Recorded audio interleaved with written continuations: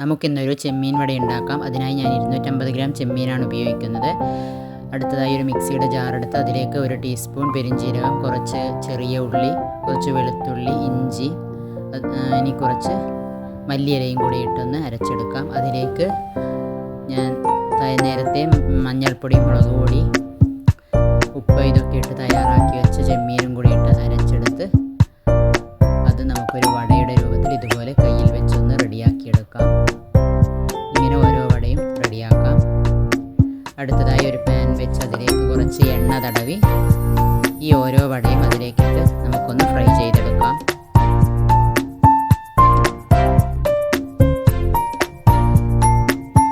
ഓരോന്നായി അതിലേക്ക് വെച്ച് കൊടുക്കാം.